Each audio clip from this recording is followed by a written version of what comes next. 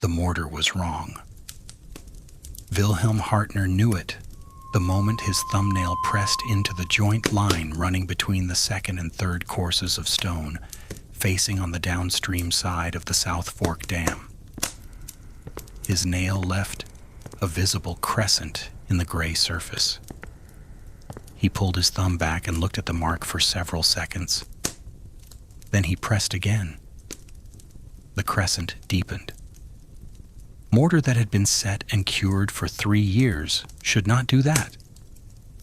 Properly mixed hydraulic lime mortar, the kind specified for foundation-grade dam-facing work, going back 2 centuries of European alpine engineering, reaches its functional strength within 28 days and continues hardening for years afterward. By the 3-year mark, a correctly prepared joint resists approximately 40 pounds of force per square inch. It yields to nothing short of a steel chisel driven by a practiced arm. Hartner had been setting stone for 22 years. He understood what hardened mortar felt like beneath a thumb. What he was pressing into, standing on a scaffold on the downstream side of a 72-foot earthwork dam holding back 20 million tons of water, was not hardened mortar. He took a short iron pick from his tool belt and tapped softly along the joint line, moving left, then right. At 7 feet, the sound changed. Where sound masonry rings back with a sharp, dense report, failed mortar gives back something hollow and flat.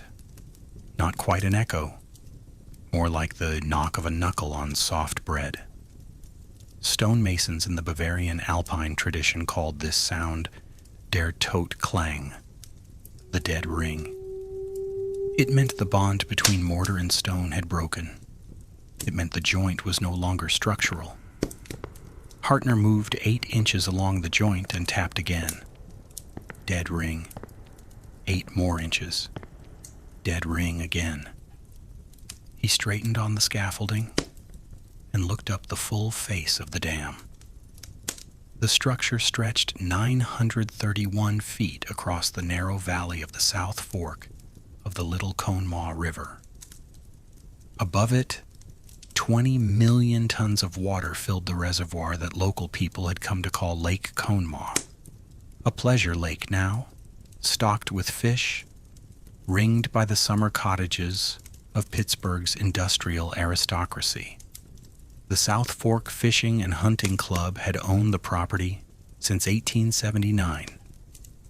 Its membership roster included Andrew Carnegie, Henry Clay Frick, Andrew Mellon, and at least 50 other men whose combined wealth represented a figure larger than the annual budget of most American states.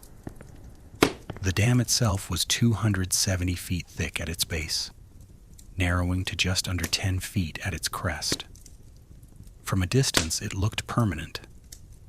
From close up, on a scaffold, with a pick in your hand and a dead ring coming back at you from a 30-foot joint line, it looked like something else entirely. Hartner climbed down from the scaffold at 4:30 on that April afternoon in 1884. He said nothing to the 3 other men on the repair crew. He walked to the water's edge. He stood there for approximately 2 minutes, looking at the lake surface. 20 million tons.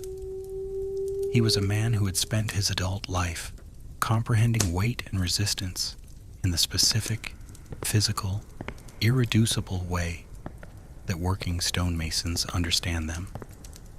Not as abstractions, but as forces you feel through your hands, through the scaffold under your boots, through the sound your pick makes when it strikes a surface. He understood what 20 million tons of water pressing against 37 feet of failing mortar across a critical bond zone actually meant for the valley below. He picked up his tool bag. He walked back to the boarding house at South Fork Village, 3 miles down the valley road. He did not sleep well that night. No record of his presence at the South Fork Dam appears in any document connected to the South Fork Fishing and Hunting Club. His name does not appear in Cambria County Commission logs from 1884. It does not appear in any newspaper account of the South Fork Dam printed before May 31st of 1889. The day the dam failed, the day 20 million tons of water fell on the city of Johnstown, 14 miles below, and the day 2,209 people died in the worst single-day civilian catastrophe in American history to that point. For 83 years after the flood, Wilhelm Hartner did not exist in any account of what caused it. What did exist? What had survived in a cardboard archive box sitting in the basement of the Pittsburgh District Council of the Bricklayers, Masons, and Plasterers International Union were 6 sheets of paper. Each one was a formal complaint letter, handwritten in careful, slightly formal English by a man who had learned the language as his third, after Bavarian German and the abbreviated French, of his years working quarry contracts in Alsace. Each one described with increasing precision and alarm the condition of the mortar facing on the downstream side of the South Fork Dam. Each one bore a Union Hall receipt stamp with a date. And each one, for 83 years, sat in that cardboard box unopened because no one knew who Wilhelm Hartner was, and because the building had changed addresses 3 times since 1889, and because history, most of the time, does not search for what it does not know it lost. Wilhelm Franz Hartner was born in 1849 in the village of Rosenheim, in what was then the Kingdom of Bavaria. His father was a quarryman. His grandfather had been a quarryman before him. The Hartner men had been working stone in the Bavarian foothills for at least 3 generations, and possibly longer. Church records from before 1800 had mostly been lost to French artillery in 1801, and the family memory before that generation was oral. What survives in the Pittsburgh Union membership documentation is that Wilhelm began his formal apprenticeship at age 13 in 1862 under a master mason named Georg Bruckner, who specialized in hydraulic engineering works, bridges, weirs, mill channels, and the stone-faced earthwork dams built across the alpine foothills to regulate spring snowmelt flooding. That specialization was critical. The hydraulic masonry tradition Hartner grew up in was specific and demanding in ways that ordinary building masonry was not. A structural wall mortar needs to bear vertical load, compression. A bridge mortar needs to resist shock and vibration. A hydraulic dam facing mortar needs to do something categorically harder. It must resist constant, slow, lateral pressure from a sustained water column. Survive freeze-thaw cycling through mountain winters that drove water into microscopic surface cracks and expanded them from the inside. And resist the creeping saturation effect of groundwater migrating through the earthwork fill and wetting the bond zone from behind. Meeting all 3 demands simultaneously required a specific formulation. The proportions of lime to sand to volcanic pozzolan mattered at the level of handfuls per bucket. The aggregate grain size mattered. The curing conditions, temperature, humidity, whether the surface was shaded from direct sun during the first 7 days, all mattered. It was a body of knowledge refined across 200 years of European alpine hydraulic engineering, passed from master to apprentice, hand to hand, generation to generation. A mason trained in this tradition could look at a mortar joint and read its internal life, not with instruments, with knowledge that had been compressed into the fingertips over 2 decades. Hartner emigrated from Germany in 1879, arriving at the port of Baltimore on March 14th aboard a Hamburg packet ship. He was 30 years old, carrying 12 years of journeyman experience on hydraulic works in Bavaria and Alsace. By midsummer, he had reached western Pennsylvania, drawn by the construction economy of Pittsburgh and the Allegheny Valleys, a region running on iron, coal, and rail expansion, all of which required heavy masonry infrastructure at an industrial scale that the existing American labor force could not meet alone. Immigrants filled the gap. German stonemasons, in particular, were in demand for bridge and retaining wall work. Hartner found contracts quickly. By 1880, he had joined the local chapter of the Bricklayers, Masons, and Plasterers International Union in Pittsburgh and was working steady bridge foundation and channel wall contracts along the Allegheny River tributaries. The South Fork subcontract came to him in the spring of 1883. The South Fork Fishing and Hunting Club had commissioned seasonal maintenance work on the dam's stone facing. The dam itself had a complicated history by then. Originally constructed between 1838 and 1853 as a reservoir for the Pennsylvania Mainline Canal system, it had already failed once, in 1862, and been rebuilt in stages. The most recent reconstruction between 1879 and 1881 had been supervised by a club representative named Benjamin Ruff, whose engineering qualifications were, to put it generously, limited. The work had been done on a budget shaped primarily by the desire to raise the lake level for improved fishing and boating, which meant the discharge pipes that allowed controlled release of excess water had been removed and not replaced. It also meant the spillway had been narrowed and fitted with iron fish screens that further limited the dam's ability to pass heavy rain runoff. One experienced engineer had noticed. Daniel Morell, who ran the Cambria Ironworks in Johnstown, below the dam, had written directly to the club in 1880 identifying these deficiencies and recommending a professional structural review. Morell's letter was received, acknowledged, and filed. No engineer was retained. By 1883, the club was focused on the quality of the base fishing and the condition of the boathouse pier. Masonry maintenance on the dam's downstream face was contracted out seasonally, and the work reached Hartner through a Pittsburgh masonry subcontracting firm. He arrived at the South Fork Dam site for the first time in early April of 1883, spent that season completing routine surface repointing on the upper third of the downstream face, and found the underlying structure, insofar as he could assess from upper face work, solid enough. He returned to Pittsburgh in November with no particular alarm.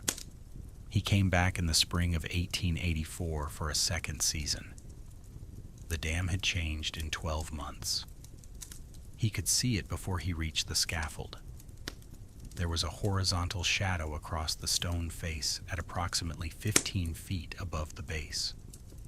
A slight surface depression, barely a few inches, visible only in the raking light of morning. Stone-faced earthwork structures settle over time, but they settle evenly and nearly imperceptibly when built correctly. Uneven settling, a localized depression, a shadow that falls where no shadow should fall, indicates differential movement in the underlying fill, one zone compressing at a different rate than its neighbors, a void forming somewhere in the earthwork core, or a load path shifting. Whatever the cause, the downstream face of the South Fork Dam was moving in a pattern in the spring of 1884 that it had not been moving in the spring before. Hartner stood at the base for 4 minutes, reading the shadow. Then he climbed the scaffold and pressed his thumbnail into the joint. The mortar failure, he found that April was not simple surface erosion. Surface erosion was routine, the expected consequence of freeze-thaw cycling on exposed masonry, and was corrected by repointing with fresh compound. What the tap test revealed was different in kind. The failure was occurring at depth, in the bond zone between the cut stone facing and the earthwork clay core beneath it. This was the critical interface, the zone under maximum outward pressure from the water column on the upstream side. When this bond fails, the stone facing does not crack or shift suddenly. It delaminates slowly, separating from the core over months and years, the two materials continuing to stand adjacent to each other, but no longer acting as a composite structural wall. The process is almost invisible from the surface until it reaches a threshold. After that threshold, it stops being slow. He spent 3 days in systematic examination, moving at 20-inch intervals across the accessible face of the downstream side, tapping at each point, noting the ring quality. He marked failed joint zones with a white chalk line. When he stepped back to look at what he had drawn on the dam face, the chalk lines formed a crescent, concave upward, centered on the depression he had spotted from the ground. 37 linear feet of failed mortar bond in a single connected arc at the base of the stone facing, in the zone bearing maximum outward pressure from above. He estimated the arc represented approximately 18% of the lower foundation facing. Significant, but still within the range of repair if work began correctly and immediately. He brought it to the worksite foreman the following morning. The foreman's name was Thomas Caskey, a Cambria County man who managed the club's seasonal labor crews. He had no formal training in masonry or hydraulic engineering. Hartner explained, as precisely as his still-thickened English allowed, what the chalk marks on the downstream face meant. He told Caskey that the lower-facing bond had failed across 37 feet of critical foundation structure. He told him that correct repair required stripping the affected stone courses to bare earth, cleaning the core material, and relaying with a hydraulic lime-based mortar compound, not the Portland cement product that appeared to have been used in the 1879 to 1881 repairs. Portland cement was stronger under compression, he explained. Under sustained lateral water pressure across a saturated earthwork interface, it was brittle. It failed not gradually but suddenly. Complete bond loss rather than progressive erosion. Caskey listened. Then he said in a tone that was neither unkind nor negotiable, "That's above my scope to authorize. I'll pass it to the management office and they'll look at it when the season closes."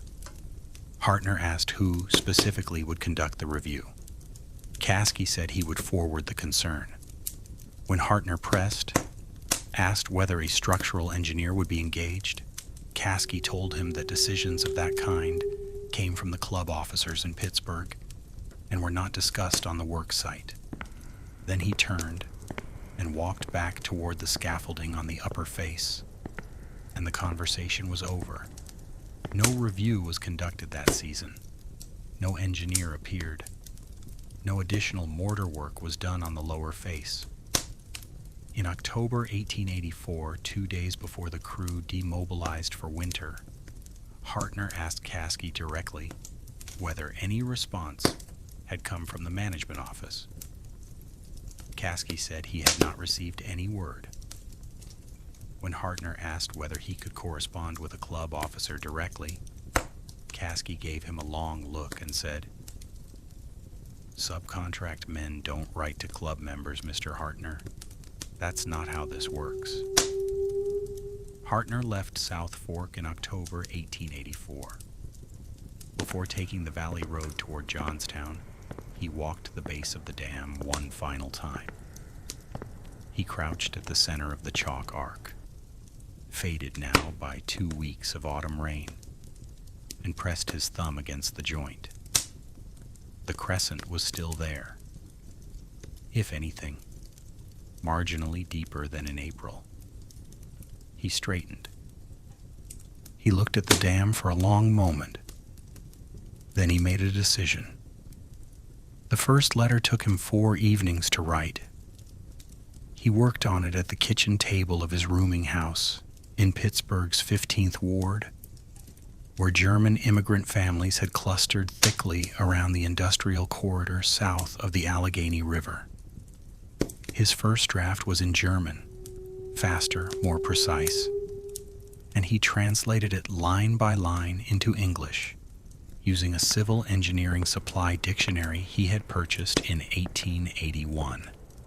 The translation took longer than the drafting because the vocabulary of hydraulic masonry failure had English equivalents that he had to locate by working backward from German root terms, then verify against the small number of American engineering texts available at the Pittsburgh Mechanics Institute reading room on Penn Avenue.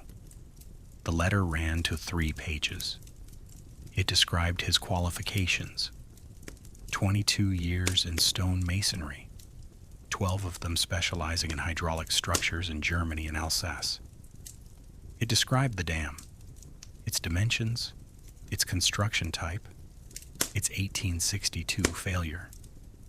It described what he found: 37 linear feet of failed mortar bond in a concave arc at the base of the downstream facing, the dead ring at 20-inch intervals, the thumbnail test result, the differential settling shadow visible from the valley floor. It described precisely why this was dangerous, explaining the relationship between bond zone integrity and structural resistance to lateral water pressure in language a careful non-specialist could follow. And it included a hand-drawn diagram, a cross-section sketch of the dam profile, annotated to show the water column above, the earthwork fill body, the stone facing, and the arc of the failed zone, with dimensions and labels in both English and German because he was not entirely confident his English technical vocabulary was accurate. He addressed it to the Secretary of the Pittsburgh District Council of the Bricklayers, Masons, and Plasterers International Union. He requested that the union forward the letter to the appropriate civic engineering authority or the Cambria County Commission. At the top of the first page, in both languages, he wrote, "Urgent. Structural safety matter. South Fork Dam. South Fork, Cambria County." The Union Secretary stamped the letter with the date, November 14th, 1884, and placed it in the District Council correspondence file for the year. There is no record that it was forwarded to any authority. No response of any kind reached Wilhelm Hartner. He returned to South Fork in the spring of 1885. The chalk arc on the dam face had weathered entirely away, but the settlement shadow was still visible from the valley floor, slightly more pronounced than the previous autumn, his eye told him. He climbed the scaffold and ran the tap test across the full lower face, 20-inch intervals, left to right. The dead ring had propagated.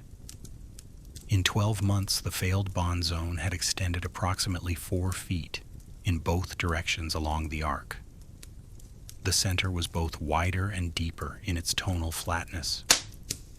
What had been 37 linear feet of documented failure in October 1884 was now closer to 45 feet.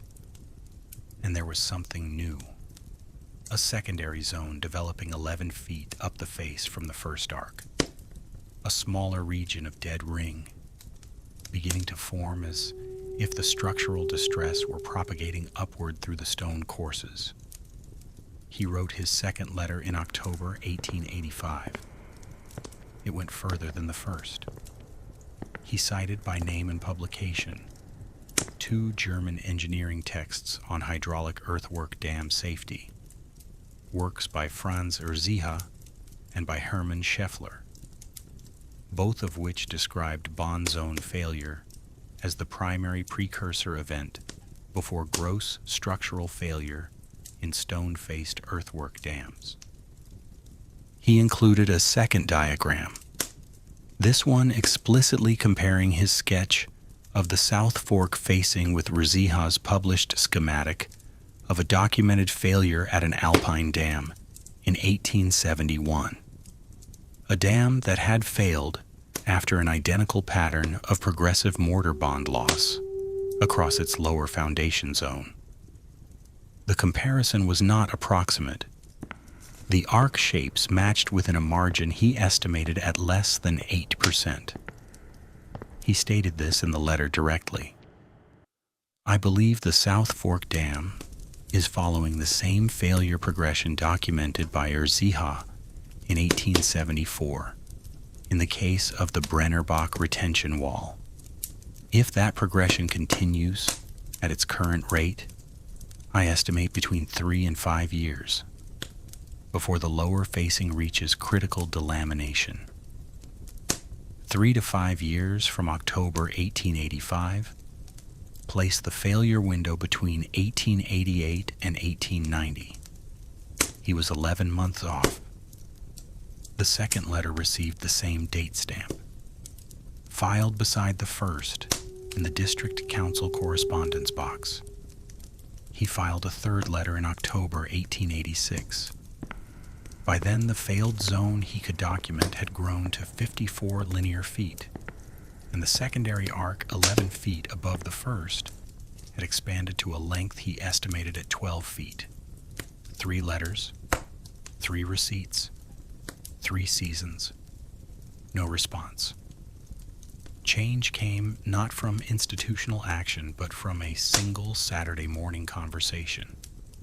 A newly elected district council safety committee representative named James Holloway, a Pittsburgh-born bricklayer in his 30s who had become active in union safety work after a retaining wall collapse injured 4 members of his crew, reviewed the district council's general complaint correspondence in the winter of 1887 as part of a routine safety audit. He found Hartner's 1884 and 1885 letters. Holloway could not evaluate the engineering arguments himself, but he recognized the diagrams.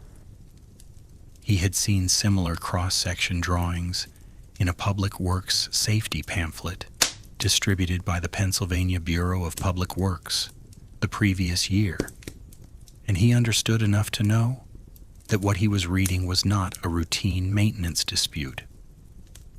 He pulled both letters, found the 15th Ward address on the letterhead, and knocked on Hartner's rooming house door on a Saturday morning in March 1887.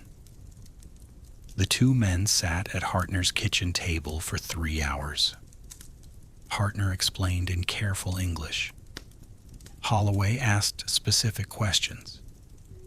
By the end of the morning, Holloway had committed to 2 things: drafting a summary memo to the full district council safety committee and attempting to identify the correct Pennsylvania state authority to receive the complaint formally.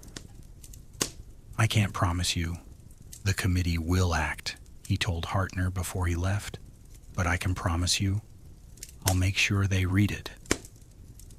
It was the first institutional movement in 3 years. It was small, it was late, and it was already being noticed by someone who would move to stop it before it reached anyone with power. Holloway's Safety Committee memo produced a 2-paragraph acknowledgement from the council secretary that winter. The complaint had been noted. The appropriate forwarding channel would be identified.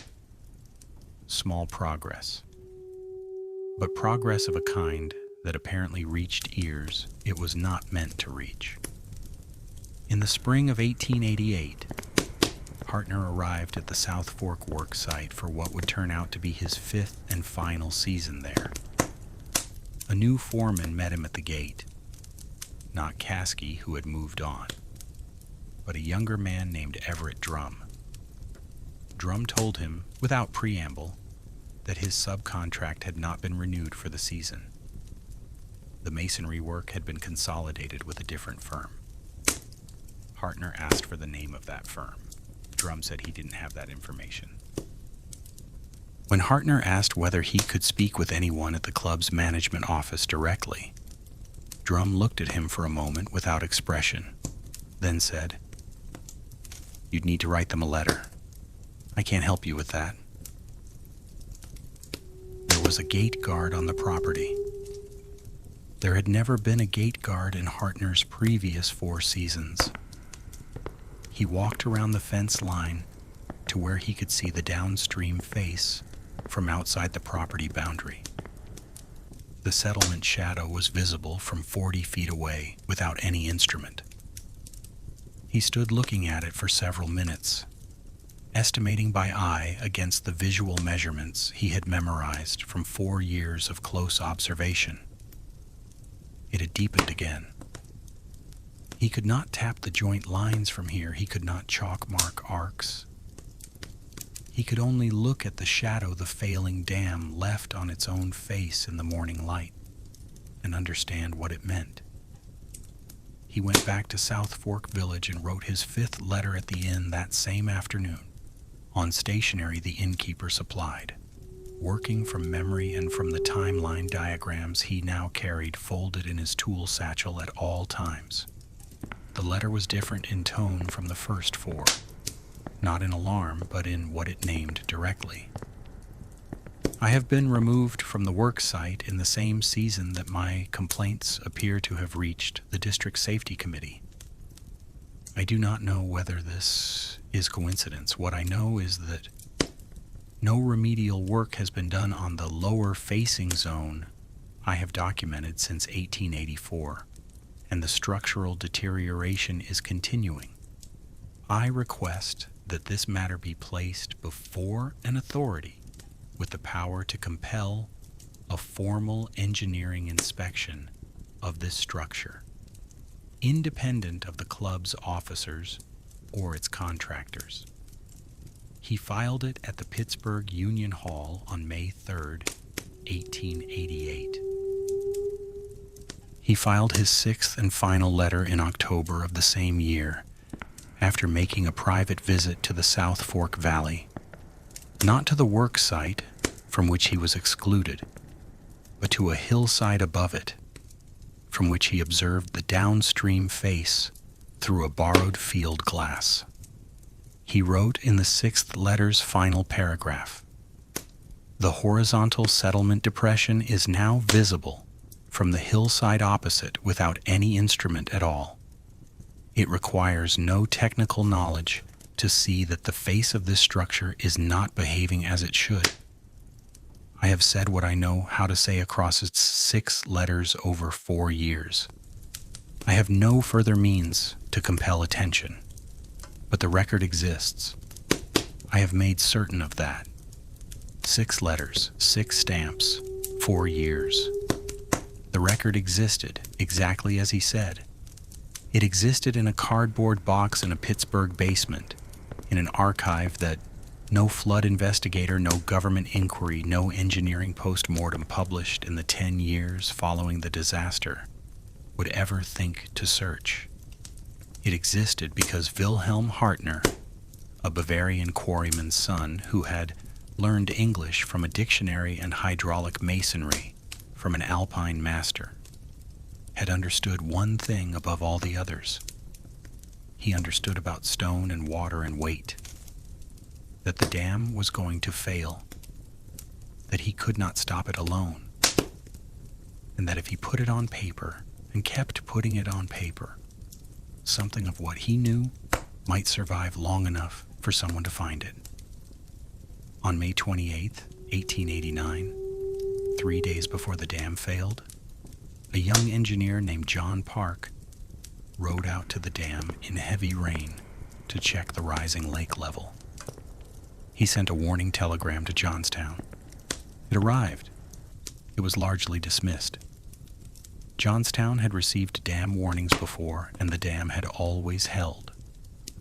What Park did not know, what no one still employed by the club knew, because the Union safety files were in a cardboard box in Pittsburgh, was that the dam's lower stone facing had been actively delaminating for 5 years. That a trained man had documented it in 4 seasons of direct examination. That 6 letters sitting in a stamped archive described the precise failure zone with diagrams that matched almost exactly what the post-flood engineering commissions would identify as the point of initial structural breach. Park was 23 years old. He was doing the best he could with what he had been told. He had not been told about Wilhelm Hartner. Nobody had. The South Fork Dam failed at 3:10 in the afternoon on May 31st, 1889. It did not fail gradually. Within 45 minutes of the initial breach, the entire structure, all 931 feet of earthwork and stone, had been reduced to an open gap in the hillside. 20 million tons of water descended the 14-mile valley toward Johnstown at an estimated 40 feet per second across a wave front that was, at its widest, 35 feet high and half a mile across. It carried with it everything the valley had accumulated in 50 years of industrial growth: rail cars, locomotive engines, bridge timbers, barbed wire, boiler drums, lumber mill planking, and the structural remains of every building in the 14 communities between South Fork and Johnstown proper. By the time the wave struck the city, it had become something that the engineers who studied it afterwards struggled to name precisely: not a wall of water, but a moving mass of compressed material, half liquid and half solid, striking at a force that post-flood calculations placed at between 5,000 and 7,000 tons per linear foot of its advancing edge. Johnstown had 28,000 residents in 1889. The wave arrived at approximately 4:07 in the afternoon. Within 10 minutes, 2,209 of those residents were dead. Another 1,600 were injured. The flood destroyed 1,600 homes, 280 commercial buildings, and 4 churches. It deposited 30 acres of compressed debris against the old stone bridge at the city's western edge. And that evening, the debris caught fire.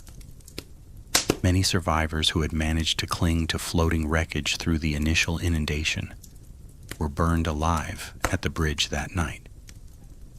The fire burned for 3 days. By dawn on June 1st, Johnstown had ceased to function as a community. What remained was a 36-square-mile field of mud, wreckage, and bodies at an average depth in the city's lower wards of approximately 11 feet. The American Red Cross mobilized for its first major domestic disaster response. Clara Barton was 67 years old when she arrived in Johnstown on June 5th. She stayed for 5 months. She later wrote that what she found there was unlike anything she had witnessed in 4 years of Civil War field nursing. The South Fork Fishing and Hunting Club's members were, to a man, in Pittsburgh when the dam failed. Several of them had been at the lake property just 2 days before, on May 30th, and had left early because of the heavy rains. None were injured. None lost any property of significance. Within 36 hours of the dam's failure, the club's officers had retained two of Pittsburgh's most prominent law firms to manage their legal exposure. The retainer agreements were signed before the majority of the bodies in Johnstown had yet been identified. The official response to the Johnstown flood moved along two parallel tracks. One public, conducted in newspapers and government chambers, and one private, conducted in law offices and corporate boardrooms. The public track produced noise. The private track produced results. On the public side, the response was immediate and genuinely outraged. Editorial boards across the country called the dam's failure a preventable catastrophe caused by the negligence of the wealthy. The Pittsburgh Dispatch, the New York Times, and the Chicago Tribune all published editorials in June 1889, calling for criminal prosecution of the club's officers and members. A Cambria County coroner's jury convened within 2 weeks and returned a verdict finding the officers of the South Fork Fishing and Hunting Club directly responsible for the deaths caused by the flood, the first and only official finding that named the club by name. Pennsylvania Governor James Beaver ordered a state inquiry. The legislature received petitions signed by more than 12,000 survivors and relief workers calling for criminal charges. None of those charges were ever filed. The private track explains why.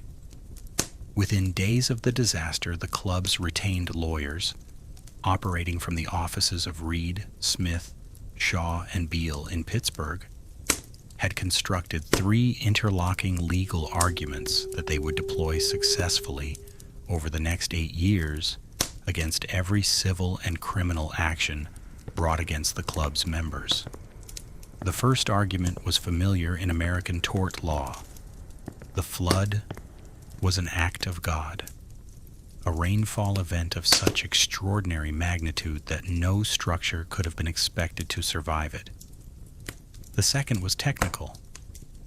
The club's officers had relied on a qualified contractor for the 1879 to 1881 repairs, and therefore any structural deficiencies were the contractor's liability, not theirs. The third argument was the most important and the most carefully constructed.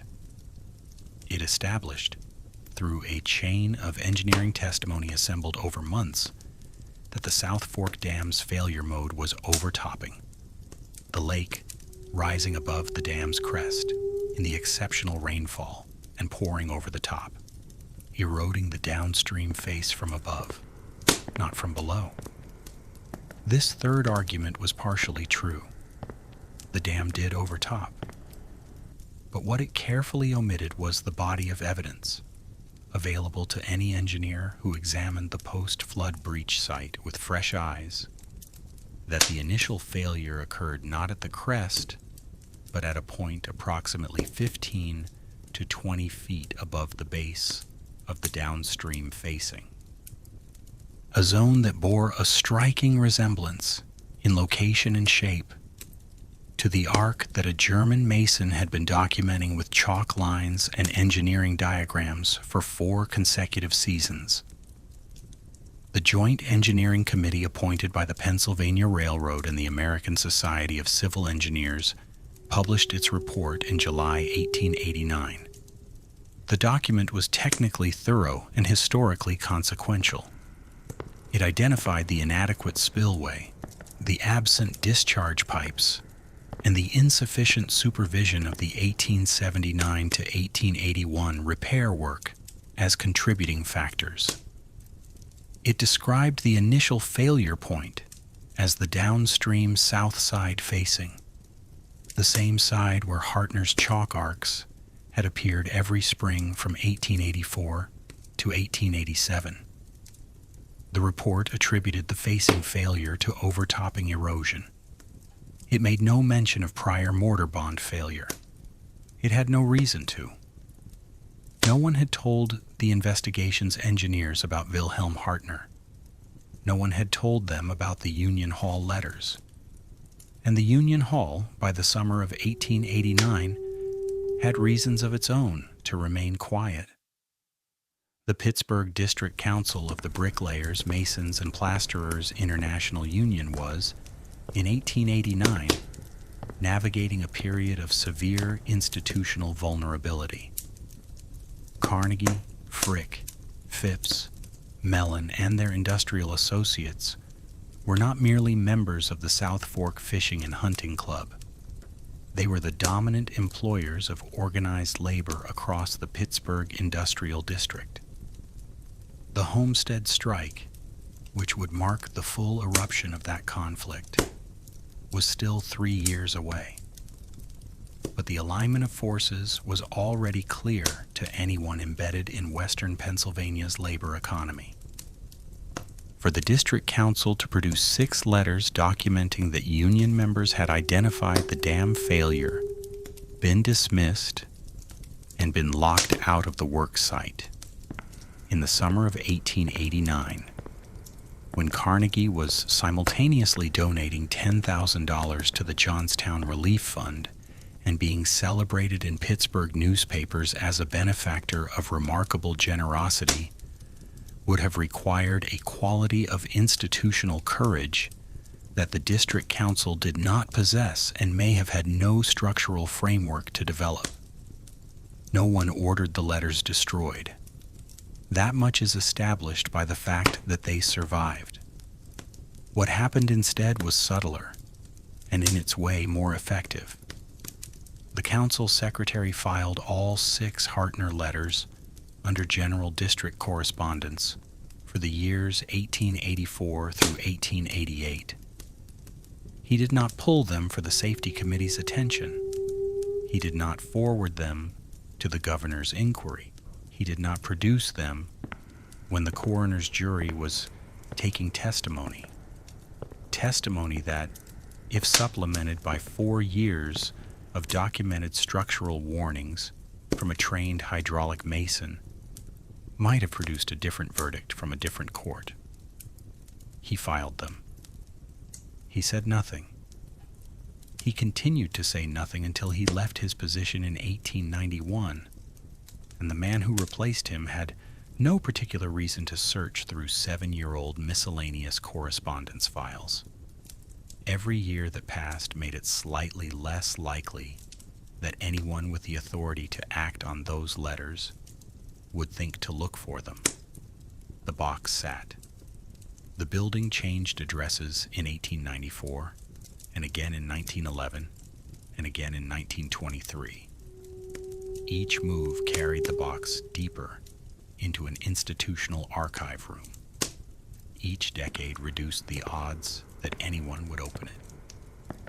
In the years immediately following the flood, at least 3 serious legal efforts were made to hold the club's members financially responsible for the deaths and property destruction at Johnstown. The first was a direct civil action filed in Cambria County in 1889, naming 23 surviving families as plaintiffs. The club's lawyers moved immediately for transfer on jurisdictional grounds, arguing that the appropriate venue was Allegheny County, where the club had been incorporated. The case was transferred. In Allegheny County, it lingered for 4 years before being quietly withdrawn after the lead plaintiff's attorney, a Johnstown man named Thomas Hart, who had personally lost a sister in the flood, died of typhoid fever in 1893, and the surviving plaintiffs could not retain a replacement willing to continue against the full institutional weight of the club's legal defense. The second effort was a class action consolidated from 11 separate filings in 1890. It reached the Pennsylvania Circuit Court in 1892. The club's lawyers deployed the Act of God doctrine in its most complete form, presenting 6 days of expert engineering testimony, characterizing the flood as the inevitable consequence of a statistically unprecedented rainfall event, a once-in-500 years storm over the South Fork watershed that no dam of any design could have survived. The court found for the defendants.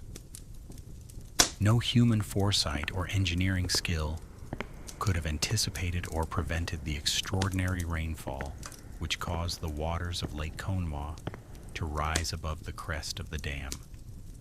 The presiding judge wrote in his ruling, "The law cannot hold men liable for the works of Providence." The third effort was the most consequential attempt. A coalition of 22 Johnstown civic leaders, backed by surviving Cambria Ironworks management and led by former city councilman Edward Scars, petitioned the Pennsylvania governor's office in 1894 to convene a special grand jury in Cambria County with jurisdiction to consider criminal negligence charges. The petition cited the coroner's jury finding, the Engineering Commission's catalog of structural deficiencies, and the documented pattern of warnings delivered to the club before the flood, specifically including Daniel Morell's 1880 letter. The governor's office reviewed the petition for 7 months. It was declined in March of 1895. The stated reason: the statute of limitations for criminal negligence under Pennsylvania law had expired. After 1895, no further formal legal action was brought against any member or officer of the South Fork Fishing and Hunting Club. Carnegie, Frick, Phipps, Mellon. All of them continued their careers without criminal record, without civil judgment, and largely without lasting public censure.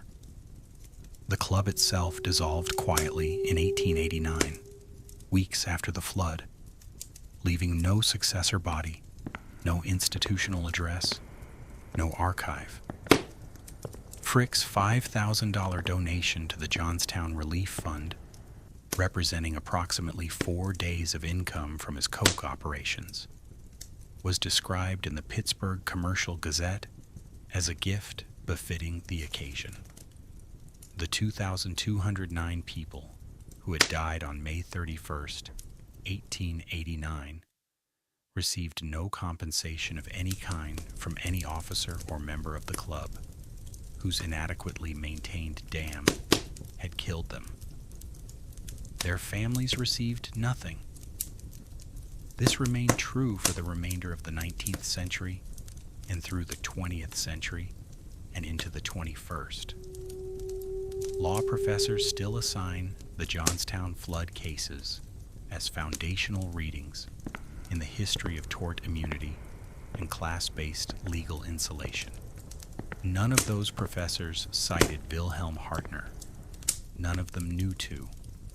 In February of 1972, a 34-year-old labor historian named Robert Callan arrived at the Pittsburgh District Council archives with a letter of introduction from the University of Pittsburgh's History Department and a research proposal focused on the union organizing drives of Western Pennsylvania's masonry trades between 1875 and 1905.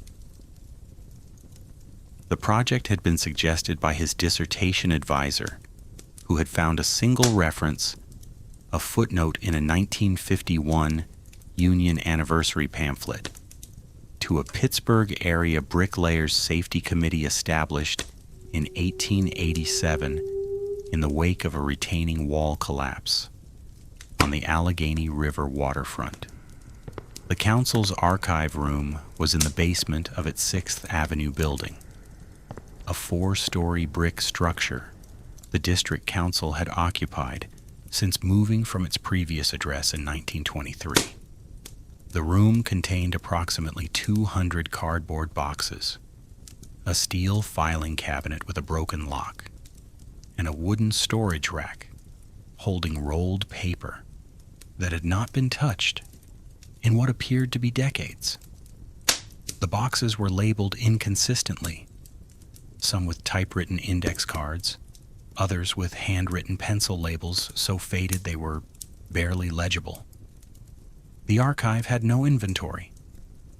The council's administrative secretary, a woman named Louise Cahill, who had managed the office since 1959, told Callan on his first morning that, to her knowledge, no systematic work had been done with the pre-1920 correspondence boxes since before the Second World War. Most of what's down there is financial ledgers and grievance records, she said. If you're looking for safety committee work, you might find something in the miscellaneous correspondence. But I honestly couldn't tell you which box. Callan spent 12 days working through the archive room. He opened 67 boxes across those 12 days. Most contained exactly what Cahill had described: dues ledgers, contractor bid records, grievance correspondence, and the administrative paperwork of a union local conducting its ordinary institutional life across 4 decades.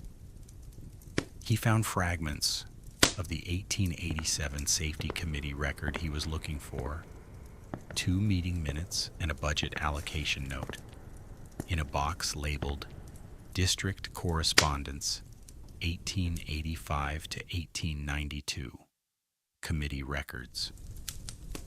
By his 10th day, he had enough material to anchor a solid chapter of his planned monograph. He intended to finish the following week.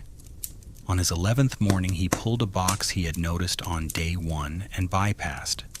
Its label, District Correspondence 1883 to 1891, miscellaneous, suggested routine financial paperwork rather than committee records.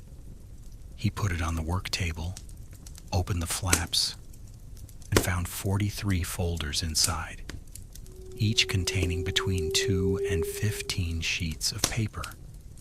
The first 30 folders were exactly what the label promised: contractor correspondence, material invoices, administrative records accumulating around a working trade organization over 8 years. He opened the 31st folder. Inside was a single sheet of paper, folded in thirds, written in a careful and slightly formal English hand. The date at the top of the page read November 14th, 1884. The Pittsburgh District Council receipt stamp was pressed into the top right corner. Callan unfolded it. He read the opening paragraph. He read it again. Then he turned to the hand-drawn diagram at the bottom of the second page.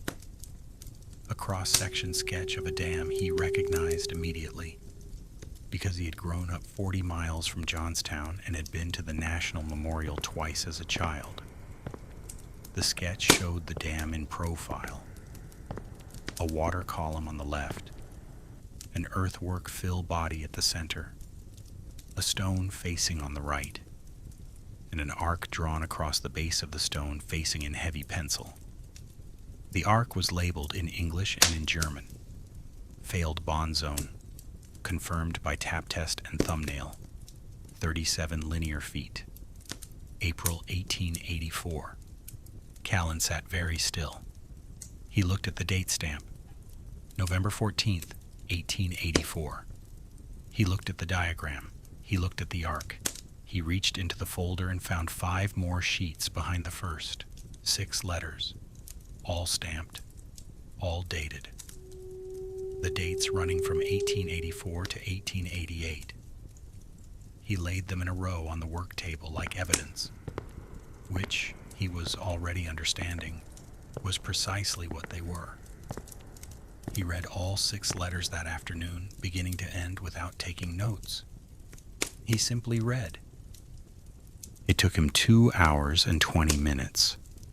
When he reached the final paragraph of the 6th letter, the one describing what Hartner had seen through a borrowed field glass from the hillside above Hartner's South Fork in October of 1888, 7 months before the flood. Callan was sitting with his hands clasped on the work table, looking at the opposite wall without seeing it. What he understood, simply and completely, was this. A trained hydraulic mason had identified the South Fork Dam's failure mechanism at least 5 years before the disaster. He had documented it in writing with technical precision that matched the post-flood engineering commission reports, point for point. He had attempted to report it through proper institutional channels. He had been removed from the work site in the season after his complaints reached a safety committee, and 6 letters documenting all of this had been sitting 4 miles from the offices where the club's lawyers had successfully argued, before a circuit court, before a governor's review panel, before 3 separate legal tribunals, that no one could have foreseen the dam's failure. Callan took notes for 3 more hours. He photographed each letter with his 35mm camera. He cross-referenced the dates against what he knew of the flood's official history.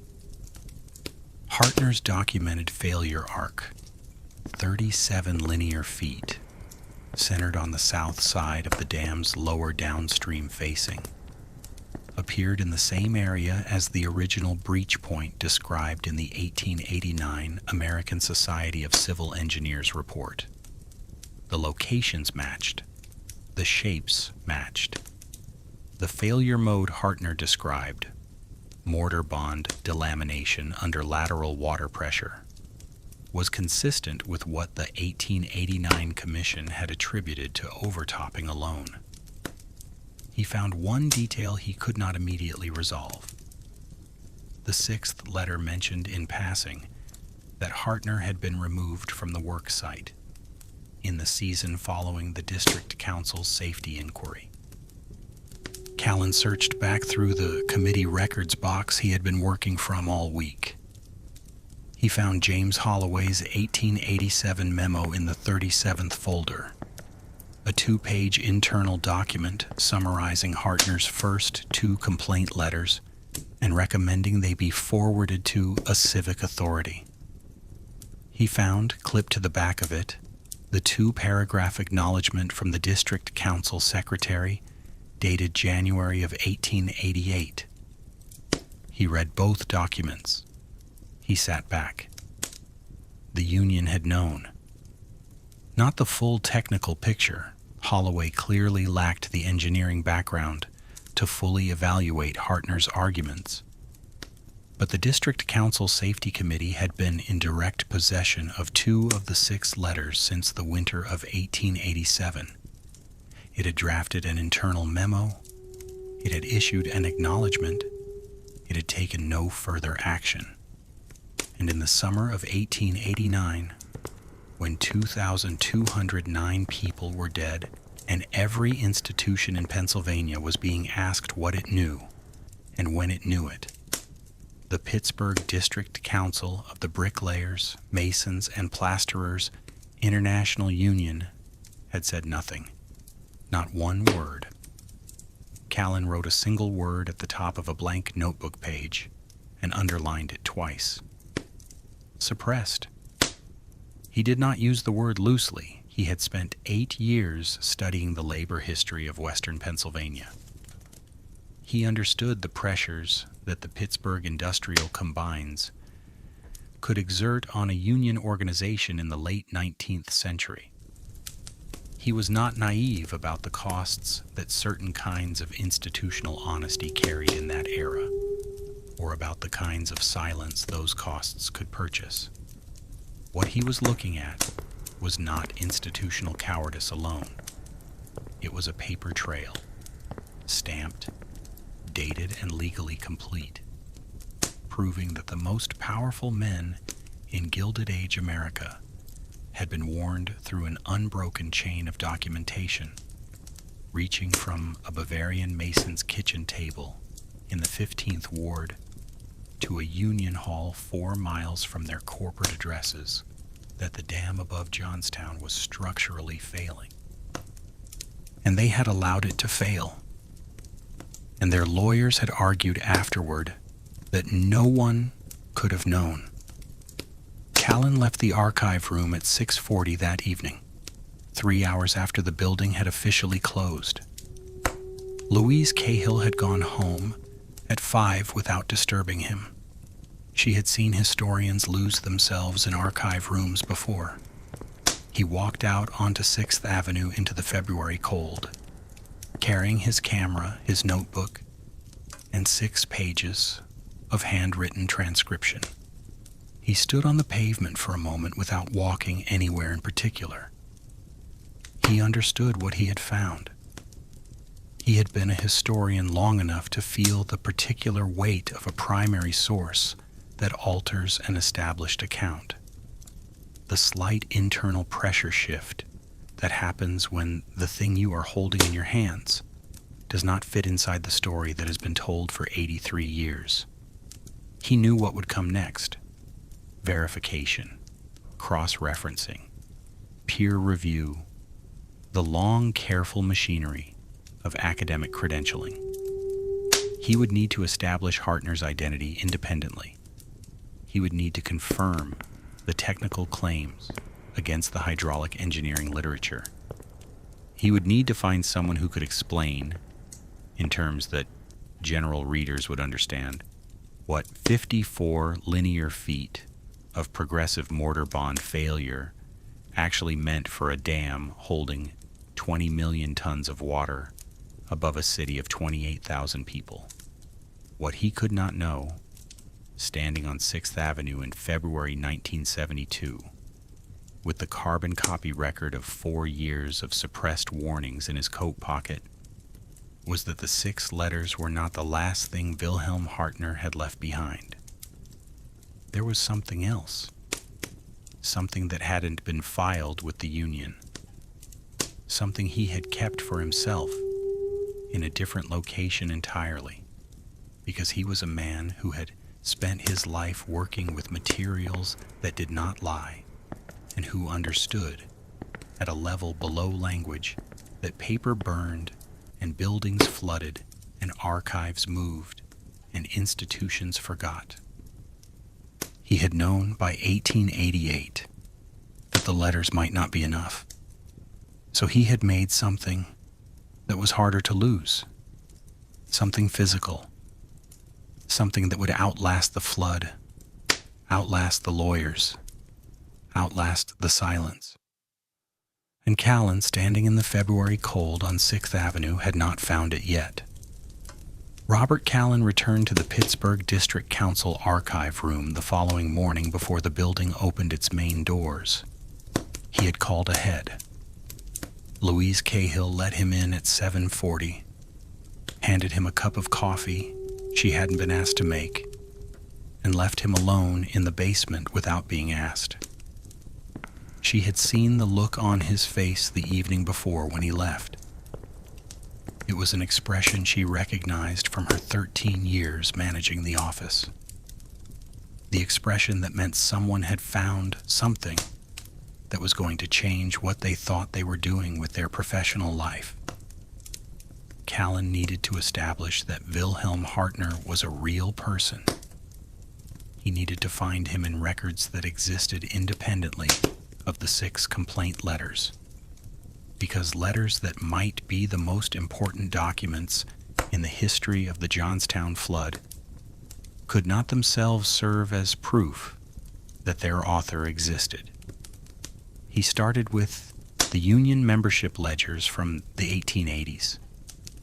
They were organized by year of enrollment, then by trade, and they were in considerably better condition than the correspondence boxes. Bound in cloth covers, the pages stiff, but intact. He found Hartner's entry in the 1880 enrollment ledger for the Pittsburgh district. Wilhelm F. Hartner, enrolled April 4th, 1880. Trade, stonemason, hydraulic and structural. Country of origin, Bavaria, German Empire. Years journeyman experience, 12. Next of kin, Anna Hartner, sister. An address followed for the sister. A street in Allegheny City, the district across the Allegheny River from Pittsburgh, that had been annexed into the city in 1907. The address itself would mean nothing 92 years later, but it was a thread. Callan had spent enough time in archive rooms to know what to do with a thread. He spent the next 6 weeks pulling on it. The sister's address led to an Allegheny City marriage registration from 1891. Anna Hartner, spinster of Bavaria, married to Heinrich Voss, ironworker. A daughter, Marta Voss, born 1893, was listed in the 1900 Pittsburgh census at a North Side address.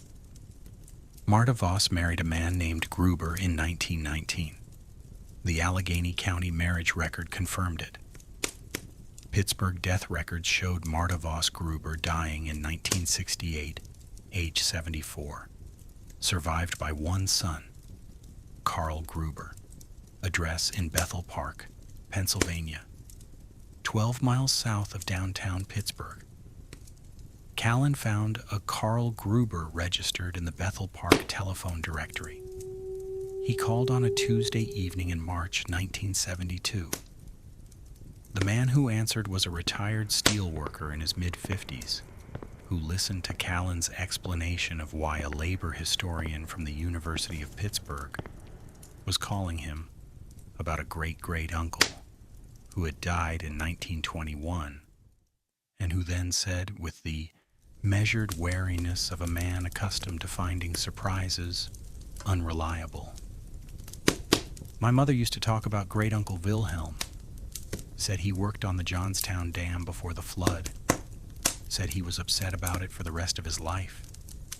Said he kept a box of work samples in the closet and told her never to throw it away." Callan asked if the box was still there. There was a pause of approximately 4 seconds. "It's in the garage," Gruber said. "I almost threw it out last spring when we moved." "What exactly is in it that you want to see?" The wooden crate was approximately the size of a large toolbox, constructed from pine board, reinforced at the 8 corners with iron brackets, sealed with a hasp latch that had rusted shut and required a flat screwdriver to open. The exterior bore no label.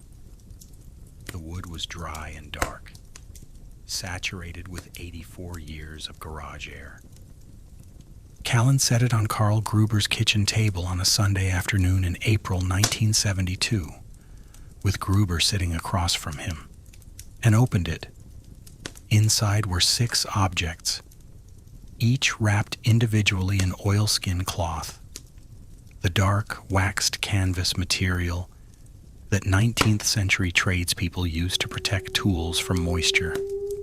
Each parcel was bound with a loop of iron wire, twisted shut, and tagged with a small rectangular card written in Hartner's now familiar hand. Callan set each parcel on the table in a row before unwrapping any of them, reading the cards first. Each card listed 3 things: a location designation using a coordinate system Hartner had devised himself, numbers referencing horizontal position along the dam face and vertical height above the base, a date of extraction, and a brief annotation. The dates ran from April 1886 to April 1887. 2 seasons. 2 sets of samples taken during the springs, when Hartner still had access to the scaffold. The location coordinates placed all 6 extraction points within the same zone his complaint letters described, the lower downstream facing on the south side of the dam. 4 samples from the primary failed arc, 1 from each terminus of that arc, 1 from the secondary failure zone 11 feet above the first. Callan unwrapped the first parcel. Inside was a piece of mortar and stone composite approximately 7 inches long, 3 inches wide, and 2 inches thick, irregular at its edges. where it had been broken free with a pick. The mortar was visibly wrong, not in any way that required engineering knowledge to recognize, but in the way that a piece of old bread is visibly wrong, friable at the edges, powdery where it should be dense. The surface texture, not of hardened mineral, but of something that had once hardened and then lost its integrity from the inside out. The stone fragment still attached to one face showed a clean, nearly flat separation plane along the mortar interface. The stone itself was not broken. The bond between mortar and stone had failed entirely. The two materials simply separated from each other at the interface, the way a stamp lifts cleanly from an envelope when the adhesive has failed. Callan unwrapped all 6. They were consistent. Every sample showed the same clean interface separation. The mortar on every sample showed the same degraded, friable quality. He laid them in a row on Karl Gruber's kitchen table and looked at them for a long time without speaking. Then he looked up at Gruber. "He pulled these from the damn face himself," Callan said. "These are pieces of the South Fork Dam from 1886, 3 years before it failed." Gruber looked at the 6 stones on his kitchen table and said nothing for a moment. Then, he really did know. That was the full conversation. It was enough. The professional road from Karl Gruber's kitchen table to published validation was neither short nor smooth. Callan knew what the mortar samples were. He needed someone with the credentials to say it publicly, and he needed a laboratory analysis to underpin the physical evidence with chemistry. He encountered resistance at both requirements before he found success. His first approach was to the civil engineering faculty at Carnegie Mellon University, the city's premier technical institution, 4 miles from where Hartner had lived and written his letters. He brought photographs of the samples and the laboratory notes Hartner had written on the extraction cards. The professor he met with, a structural engineer named Delacroix, who had published 11 papers on 19th century American bridge construction, examined the photographs carefully, read the notes, and told Callan that while the samples were interesting, 88-year-old mortar specimens from an unverified chain of custody could not, in his professional view, support the historical conclusions Callan was drawing. He recommended Callan seek a second opinion from a materials chemist. He did not offer to help find one. The meeting lasted 22 minutes. Callan took the samples to a commercial materials testing laboratory on Penn Avenue. The full compositional and chemical binding analysis cost him $340, approximately 2 weeks of his university stipend. He paid it without hesitation. The results came back 3 weeks later in a 4-page technical report. 2 findings stood out from everything else on those pages. The first, the mortar binder was Portland cement, not hydraulic lime. This was precisely what Hartner's complaint letters had identified as the fundamental error of the 1879 to 1881 repair work.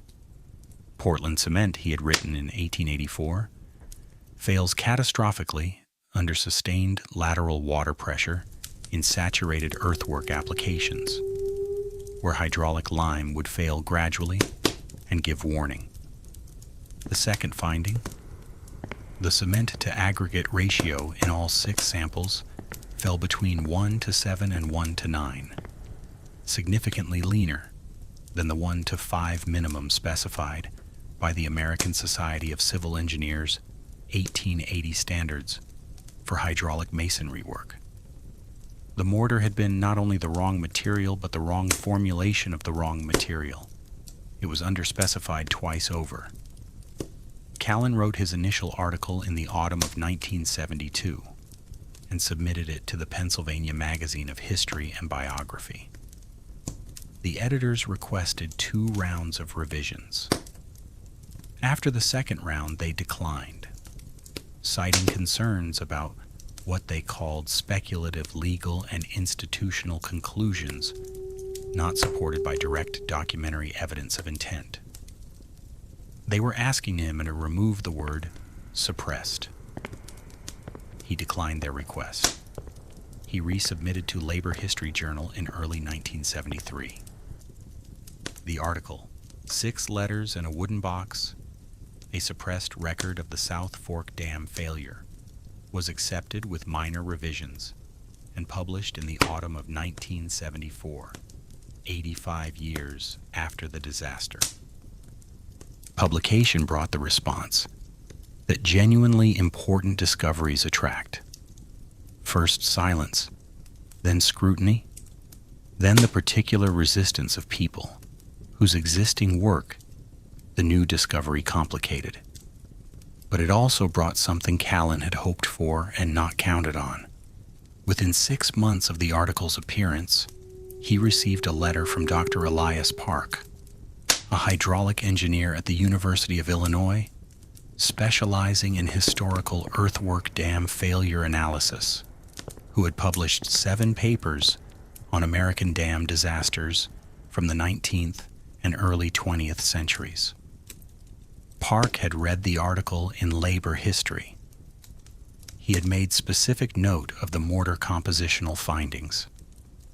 He wrote that he would like to examine the samples and the laboratory report before offering any formal assessment, but that preliminary readings of the analysis were, in his words, consistent with a failure pattern I would recognize immediately. Callan sent the photographs, the lab report, and Hartner's extraction cards. Park's full response arrived 11 days later. It ran to 6 pages. The key paragraph read, "The compositional profile you have described is consistent with documented overstrength brittle failure behavior in Portland cement mortars used in early hydraulic earthwork facing applications. A lean mix ratio of 1:8 produces a mortar with high compressive strength and extremely low resistance to lateral shear stress. Under sustained lateral pressure from a water column in excess of 50 feet, such material would be expected to exhibit progressive bond zone failure of precisely the type your correspondent described, initiating at the base of the facing where lateral pressure is greatest, propagating laterally and upward across multiple seasons of loading and freeze-thaw cycling. The sequence he documented is not an anomaly. It is a textbook presentation of a failure type that the hydraulic engineering literature of 1874 described in detail. In my professional opinion, what your documents describe is not a hypothesis. It is a record." Park agreed to co-author a technical supplement. It was published in 1975 in the Journal of the American Society of Civil Engineers, the same journal that had published the original 1889 post-flood engineering report, written by the committee that had attributed the dam's failure to overtopping alone. The irony was noted explicitly in the supplement's introduction. The conclusion was precise and deliberately unambiguous. Mortar bond failure of the type documented by Hartner in his 6 complaint letters and physically preserved in his 6 core samples was the initiating mechanism of the South Fork Dam breach. Overtopping was a contributing accelerant to the final collapse, but the failure had begun years earlier in the bond zone between a misspecified Portland cement mortar and a saturated clay fill, at the exact location a Bavarian hydraulic mason had identified in April 1884, by pressing his thumbnail into a joint line and listening to what a dying wall sounds like when you tap it.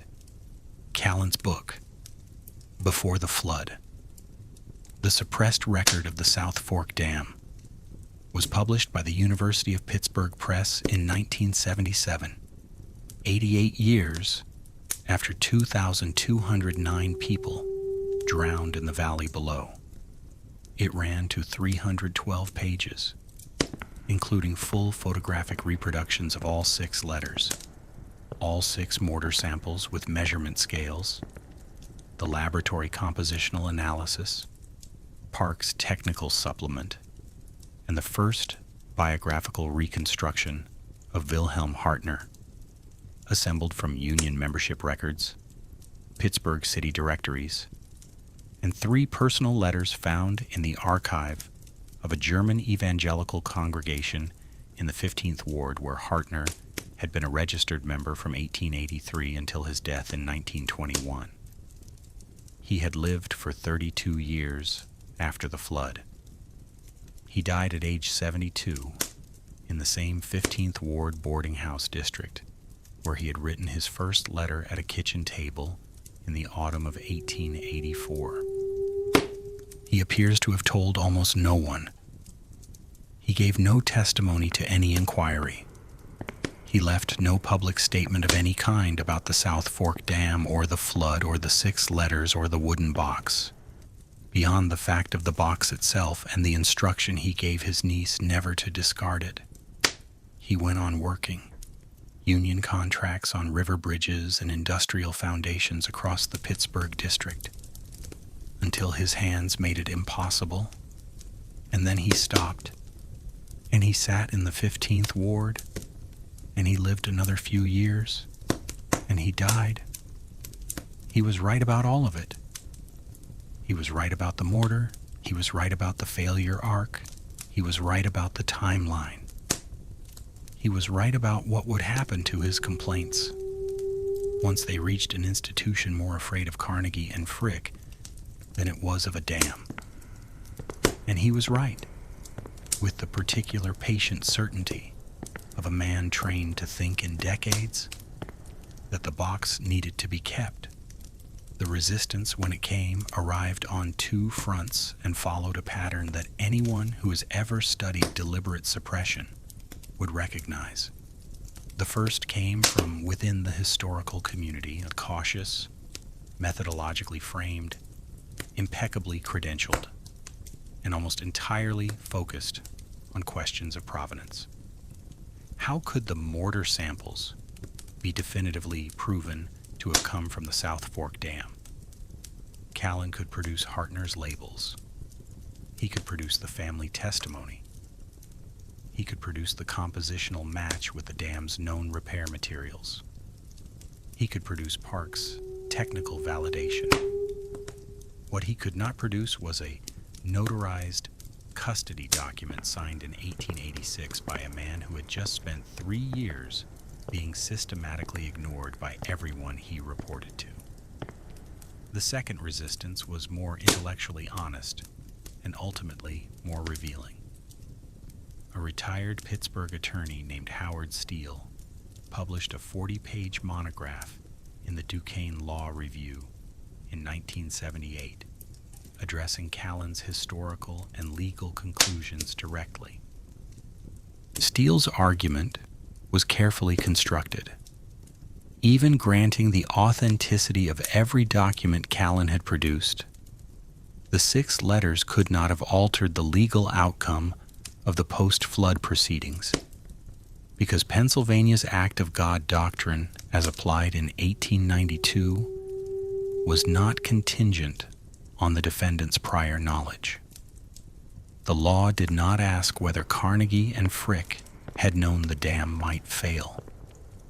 The law asked only whether the rainfall was extraordinary enough to constitute an act of providence beyond human foresight. Steele's legal reading was technically not incorrect within its own narrow frame. Callan's published reply took the argument apart at its foundation. Mr. Steele has answered a question I did not ask, he wrote. I did not argue that Wilhelm Hartner's letters would have changed the court's ruling.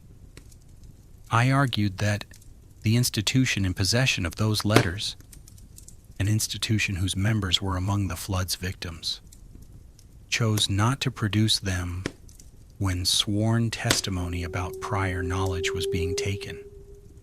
The question is not what the law would have done with the evidence. The question is why the evidence was never allowed to reach the law. The reply was cited 14 times in the following decade. Steele's monograph was not republished. By 1985, Callan's account had been incorporated into the standard historical bibliography on the Johnstown flood. By 1988, it was assigned reading in at least 4 American university history programs and in 3 civil engineering ethics courses. The suppression had 3 layers, each more complete than the last. The club's foreman, who sent Hartner's verbal reports to a management office that filed them without response. The club's lawyers, who built a legal defense premised precisely on the non-existence of prior knowledge. And the Union Hall that held 6 stamped letters documenting prior knowledge and chose, in the summer of 1889, to keep them in a box and say nothing, because the men whose negligence had killed 2,209 people were also the men who determined whether organized labor in western Pennsylvania survived the decade. All 3 layers held for 83 years. Not because the truth was hard to find, because no one with institutional power had reason to look. In May of 1989, the centennial of the flood, the Johnstown Flood National Memorial opened its centennial exhibition at the National Park Service site on the former location of the South Fork Dam. The ground where the dam had stood was by then a quiet hillside covered in second-growth forest, the breach point visible only as a slight gap in the ridge where the earth had not grown evenly back. The exhibition occupied 4 rooms of the visitors' center and traced the full history of the disaster from the dam's original construction in 1838 through the legal aftermath and the long silence that followed. One panel on the east wall of the 3rd room was dedicated to Wilhelm Hartner. It displayed photographic reproductions of 2 of his complaint letters. The first, from November 1884, and the 6th, from October 1888. It displayed reproduction drawings of 2 of his mortar cross-section diagrams. The interpretive text, approved by the National Park Service's Historical Review Panel, described him as the earliest documented whistleblower in the recorded history of the South Fork Dam, a hydraulic mason trained in the Alpine tradition, who identified the structure's failure mechanism 5 years before the failure, documented it with a precision later confirmed by independent engineering analysis, and attempted to report it through every institutional channel available to a working-class immigrant in Gilded Age, Pennsylvania. Carl Gruber attended the exhibition opening. He stood in front of the panel for a long time. He was 72 years old. He had worked 34 years at a Bethel Park steel fabrication plant and had never had particular reason to think much about the great-great-uncle his mother had occasionally mentioned, the old stonemason who had kept a box in his closet and told everyone not to throw it away. Gruber stood in front of the panel and read the text twice and looked at the photographs of the letters for a while. Then he turned and walked back toward the entrance without saying anything to anyone. Near the door he stopped and looked back at the panel once more over the heads of the other visitors. He did not express regret that he had almost thrown the box out. He expressed nothing in particular. He was a retired steel worker from Bethel Park, and he had not expected to spend his 72nd year standing in front of a museum panel with his great-great-uncle's name on it. He had not expected a lot of things. He walked out into the Pennsylvania spring morning and stood on the visitor's center steps for a moment, looking at the ridge where the dam had been and the gap in the trees where 20 million tons of water had gone through. Wilhelm Hartner's 6 mortar samples are currently held in the collection of the Johnstown Area Heritage Association, donated by Carl Gruber in 1990 under accession numbers 199.0.017.001 through 199.0.017.006. They are stored individually in acid-free tissue in a climate-controlled environment. Each one still carries Hartner's original handwritten label. The wire binding has turned the color of old pennies. The ink has faded to the color of dried moss on wet stone. The oilskin wrappers have gone stiff. They are not impressive objects to look at. They are 6 roughly rectangular pieces of deteriorated mortar attached to fragments of cut limestone, the kind of rubble a person could pick up at a demolition site and put in their pocket without a second thought. They do not look like evidence of anything in particular. They do not look like the reason 2,209 people died and why no one was ever held liable for their deaths. They look like something a man cleaned out of a scaffold joint on a warm April morning and decided to keep because he understood something about weight and time and institutional memory that the lawyers and the governors and the union secretaries and the engineering commissions did not. He understood that paper finds reasons to disappear, arguments find reasons to narrow, institutions find reasons to be afraid. But a stone pulled from a wall in 1886, wrapped in oilskin, labeled in 2 languages, and placed in a pine crate with iron corners. That stone does not find reasons to do anything. It simply sits. It waits with the complete patience of a material that has been waiting since before anyone built anything with it. Wilhelm Hartner pressed his thumbnail into a failing wall in April of 1884 and understood what he felt. He wrote it down. He kept the physical proof. He went on living his quiet life in the 15th Ward for 32 more years, and he told his niece not to throw the box away. And eventually, 83 years after the water came down, somebody opened the box and understood. That is what a buried witness does. Not with rank, not with credentials, not with the connections that determine which warnings get heard in what century. With a pick and a label and a decision to keep the evidence in a place where it could not be argued into silence. The dam is gone. The club is gone. The lawyers are gone. Carnegie and Frick and Mellon are names on museums and universities, polished smooth by a century of institutional memory. Wilhelm Hartner is a panel in a room in Johnstown, Pennsylvania. 6 stones in an acid-free box. A thumbnail mark on the historical record that took 83 years to leave its crescent in the surface. It's still there.